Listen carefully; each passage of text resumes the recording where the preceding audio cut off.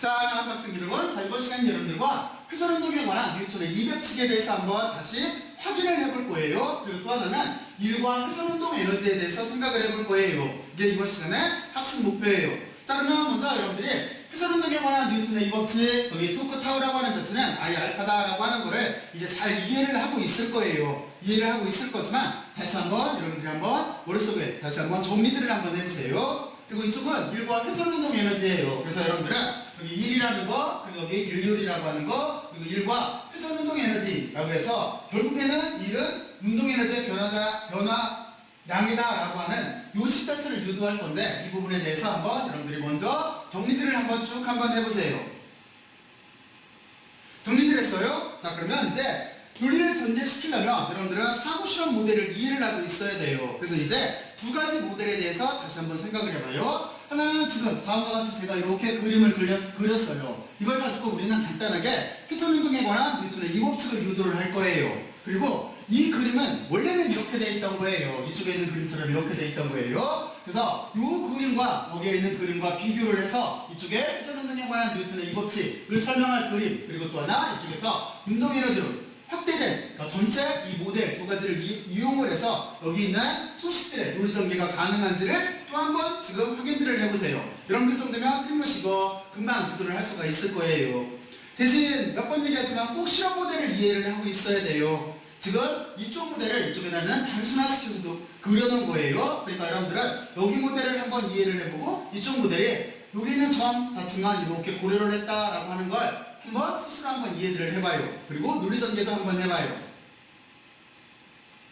자, 그러면 여기까지 논리전개 했나요? 자, 그러면 여러분들은 여기에서 이런 생각을 해야 돼요. 이제 제가 학습 목표라고 해서 우리가 꼭 알아야 될 개념에 대해서만 잠깐 부연 설명을 할게요. 이제 어떤 개념을 여기서 먼저 설명을 할 거냐면은 회전운동에 관한 뉴턴의 이 법칙이라고 하는 자체는 우리가 F라고 하는 힘이라고 하는 자체는 선운동일 때 F라고 하는 힘이라고 하는 자체는 질량과 가속도의 곱으로 표현이 돼 있어요. 그렇잖아요? 그래서 우리는 지금 토크라고 하는 돌림 힘이 회전관성 Y와 각가속도 알파 사이에 어떤 관계가 있나 하는 거를 한번 실질적으로 우리가 알고 있는 토크의 정의부터 유도를 해볼 거예요. 그리고 이쪽에서는 여러분들 이렇게 생각을 하면 되겠죠? 우리가 F = ma라고 하는 식을 가지고 뉴턴의 이 법칙을 가지고 물질 운동을 기술할 수가 있었어요. 그런데 많은 경우에는 우리가 일이라고 하는 개념을 바탕으로 해서 에너지를 알았을 때 좀 더 자연현상을 포괄적으로 기술할 수가 있었어요. 그래서 여기에서도 똑같이 할 거예요. 우리가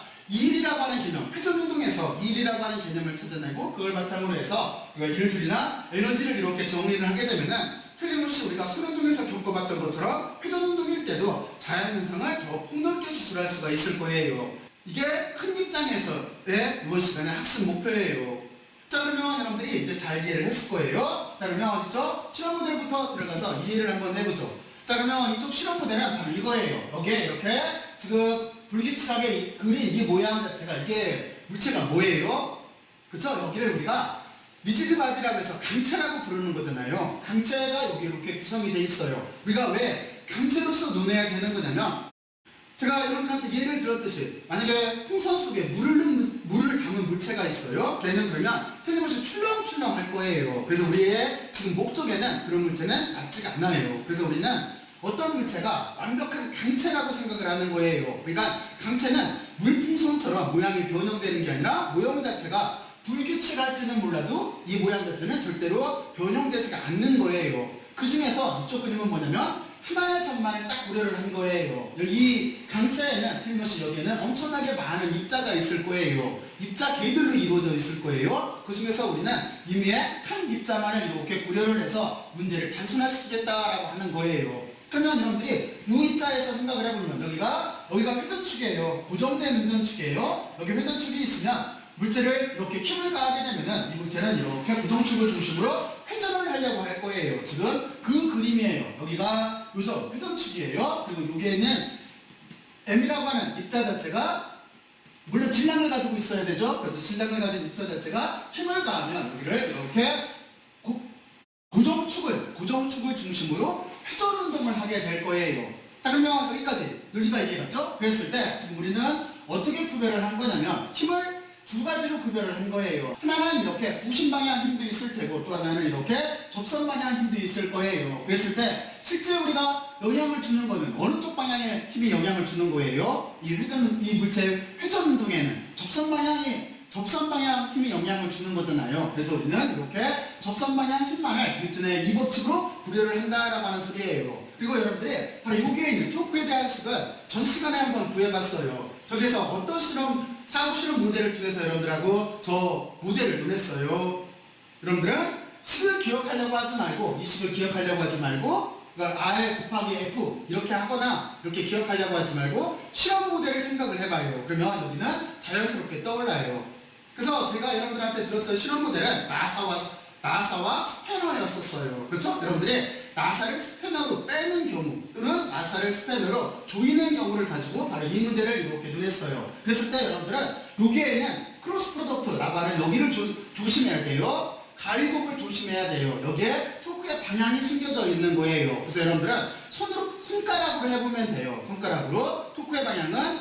그래서 만약에 지금 같은 경우에 이쪽에서 우리가 한번 해보게 되면은 이렇게 되는 거죠. R이라고 하는 자체는 지금 여기가 회전축이고 여기가 힘을 가하는 방향인 거니까, 그렇죠? 여기가 작용점인 거니까, 그러니까 R은 회전축에서 작용점을 이렇게 가리키면 돼요. 검지로 가리키면 돼요. 그리고 또 하나 힘이라고 하는 자체는 지금 어떻게 돼요? 접선 방향이에요. 접선 방향 제 중지예요. 그러면 여기 토크의 방향은 지금 어느 쪽이에요? 여러분들 방향 쪽인 거죠. 이렇게 수직관계가 될 테니까. 그렇잖아요. 여러분들이 이런 식으로 이렇게 해서 토크의 방향을 결정을 해줘야 돼요. 이 토크가 입체적인 방향을 갖고 있어요. 그리고 여기 토크, 그리고 여기 R이라고 하는 거, 그리고 힘은 서로 다 직각관계예요. 그 점을 여러분들은 꼭 이해를 하고 있어야 돼요. 물론 이거를 이렇게 여기를 감싸는 방향이고 엄지손가락으로 이렇게 가리켜도 돼요.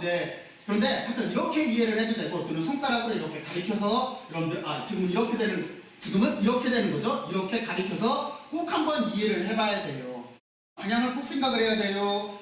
벡터일 때는 꼭 방향을 생각을 해야 돼요. 방향을 무시하고 넘어가서 스칼라랑만 다루게 되면 나중에 곤란한 경우에 부딪힐 수가 있어요. 자, 그래서 여러분들은 이 식 자체를 우리가 나사와 스패너로 이해를 했었어요. 그러면 여러분들은 나사와 스패너를 통해서 여기에 R 플러스 F라고 하는 걸 잘 이해를 할 테고, 그리고 여기는 여러분들이 쉽게 기억하는 방법은 R 플러스 F 이렇게 하는 것보다 팔의 힘 이렇게 생각해놓으면 잘 안 잊어먹어요. 토크라고 하는 자체는 팔의 힘 이렇게 기억을 해놓으면 잘 안 잊어먹어요. 그러니까 여러분들은 하여튼 그걸 효율적으로 생각을 하되 꼭 실험 모델을 통해서 이해를 해야 돼요. 그리고 여러분들이 나사 스패너 말고 더 좋은 실험 모델을 만들 수 있으면 여러분들 스스로 한번 더 좋은 모델을 한번 만들어 봐요. 그러면 이 식 자체와 이 식이 뜻하는 의미 자체는 여러분들이 분명하게 알고 있을 거예요. 자, 그러면 이제 오늘 수업의 목적에 맞게 여러분들은 오늘 수업 목적은 이런 거잖아요. 회전운동에서 토크 타우라고 하는 것과 우리가 회전관성 I 그리고 각가속도 알파 사이의 관계를 찾고 싶은 거잖아요. 이걸 유도해보는 게 목적인 거잖아요. 그래서 요식부터 해서 한번 유도를 해볼 거예요.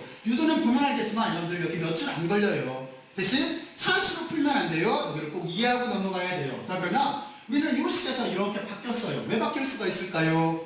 이거는 우리가 지금 여기는 크로스 프로덕트를 써서 여기를 벡터로 표현한 건데 여기는 문제를 단순하게 시키기 위해서 지금 스칼라량으로 바꿔준 거예요. 이게 왜 가능할까요? 여러분들은 여기에서 둘 사이의 관계를 생각해보면 쉬워요. 우리가 크로스 프로덕트라고 하는 자체는 A 크로스 B는 A의 크기에 B의 크기에 사인 세타인 거죠. 그런데 지금 보면은 이 세타 사이의 관계, 이만큼 관계가 물론 여기가 R벡터는 이렇게 되는 거예요. 여기가 R벡터는 이쪽으로 이렇게 돼 있어요. 이 R벡터와 이제 접선 방향의 힘 둘 사이의 관계가 90도예요. 그러면 사인 90도는 얼마? 1인 거죠. 그러니까 우리는 그냥 A 벡터의 크기, B 벡터의 크기로 이렇게 쓸 수가 있어요. 그리고 사인 세타는 90도이기 때문에 1이기 때문에 없애준 거예요. 그리고 여기다가 T라고 이렇게 붙인 거는 이거는 텐전셜 방향, 접선 방향이라고 하는 걸 표현하기 위해서 그런 거예요. 그래서 지금 접선 방향은 회전 운동할 때 접선 이쪽인 거니까 이쪽 방향의 힘만을 고려를 하겠다 그 뜻인 거예요. 그러니까 구심 방향의 힘은 고려를 않겠다라고 하는 뜻인 거예요.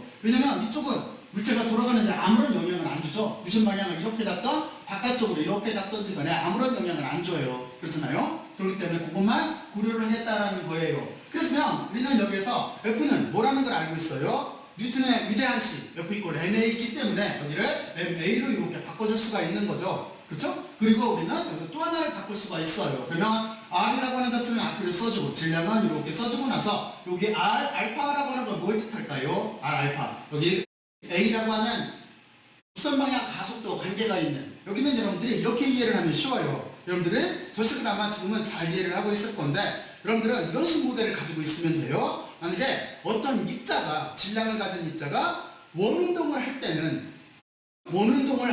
이때는 우리가 원운동과 회전운동을 동시에 다룰 수가 있는 거예요. 그렇잖아요? 그래서 제가 조금 아까 입자가 회전운동해요 이렇게 말도 할 수가 있지만 입자가 지금 원운동을 해요 이렇게 말할 수 있는 거예요. 그랬을 때 그 관계 자체가 어떻게 됐었냐면 가속도에 대한 관계가 가속도라고 하는 자체는 각가속도 알파와 관계가 있었었는데 그런데 거기 R만 이렇게 곱해줬으면 됐었어요. 그래서 우리가 A라고 하는 자체를 R 알파를 이렇게 바꿨을 수가 있는 거예요.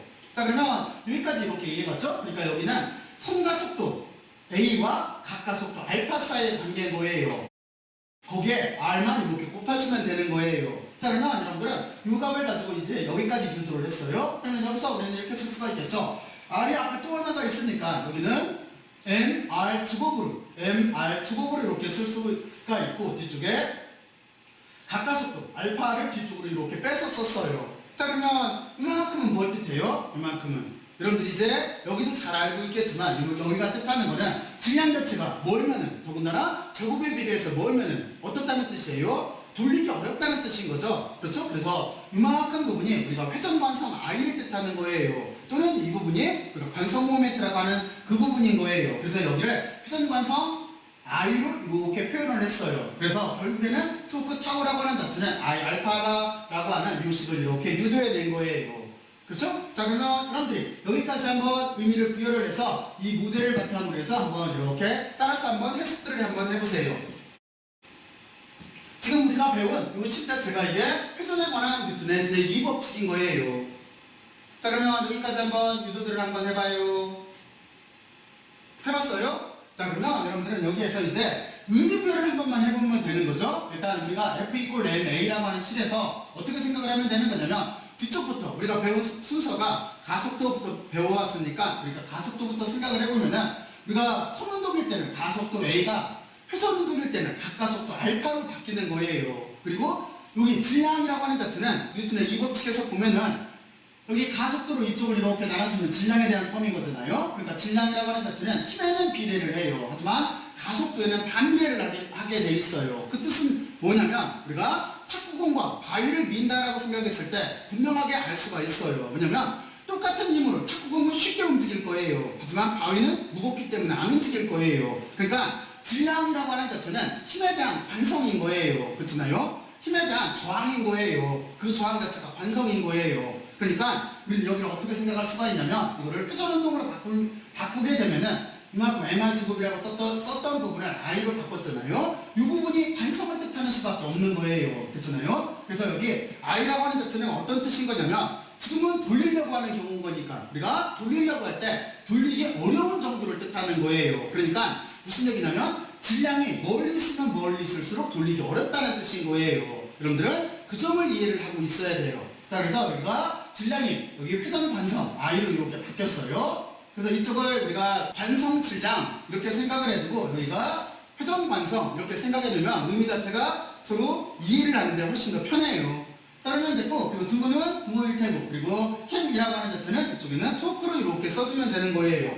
근데 토크는 정확하게 말하면 힘은 아니에요. 왜냐면 힘이라고 하는 자체는 단위가 뉴턴이잖아요. 근데 토크는 뉴턴 미터가 되는 거예요. 왜냐면 이 식에서 보면은 힘은 뉴턴일 테고 여기 R이 있으니까 미터인 거잖아요. 근데 토크는 뉴턴 미터예요. 그래서 회전하려고 하는 성질을 뜻하는 거예요. 정확히 힘과 일치하지는 않아요. 여러분들 그 점을 또 하나 이해를 하고 있어야 돼요. 그래서 우리는 뉴턴의 이 법칙을 다음과 같이 회전운동일 때 대응되는 물리량을 찾아서 이렇게 바꿔준 거예요. 그러니까 힘은 토크로 바꾸고 질량은 회전관성으로 바꾸고 가속도는 각가속도 알파로 바꿔주면 되는 거예요. 자 그러면 여러분들은 여기까지 논리전개를 잘 했을 거라고 생각을 하고 그리고 아래는 이거예요.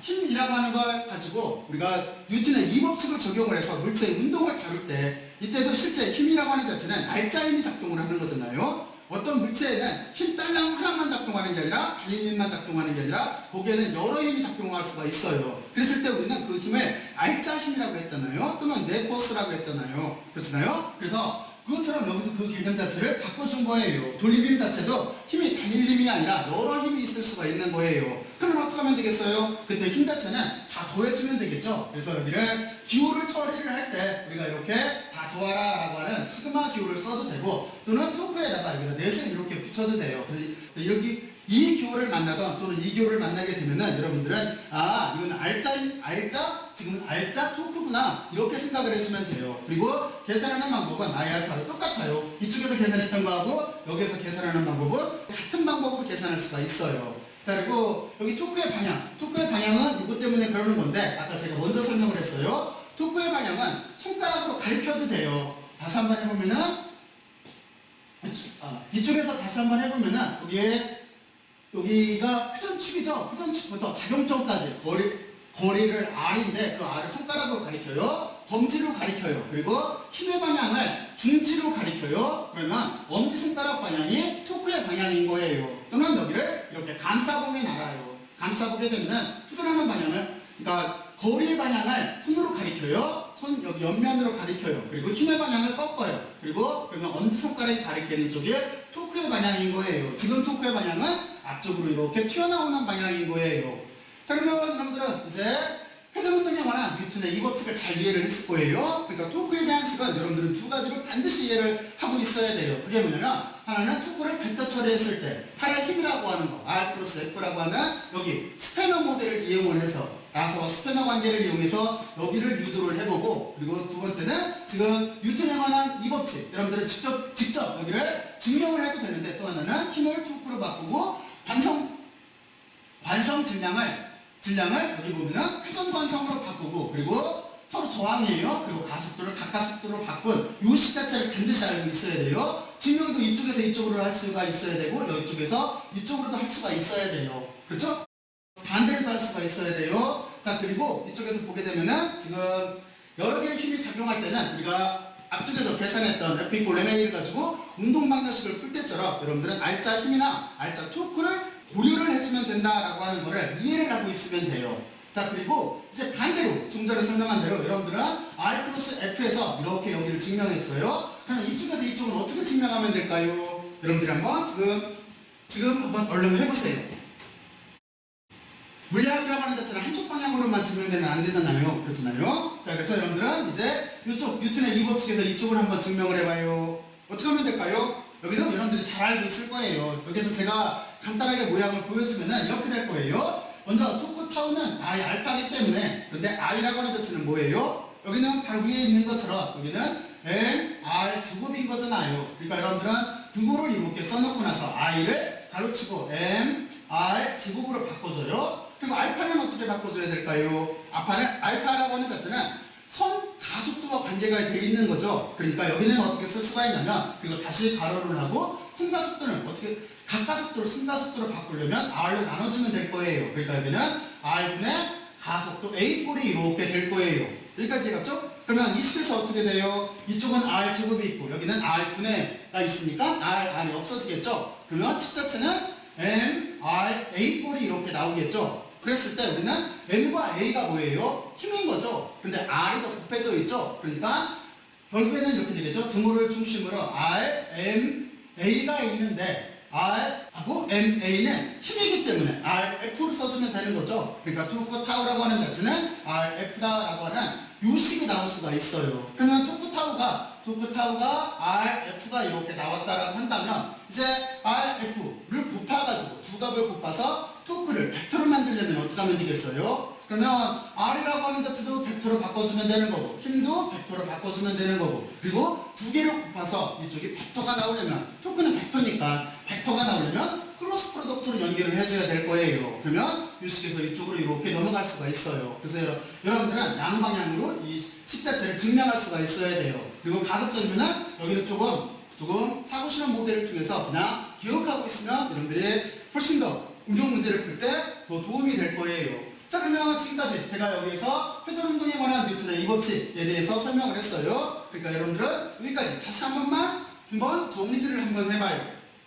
실험 모델을 머릿속에 떠올리고 그 뒤부터 쭉 하는 논리를 전개를 해요.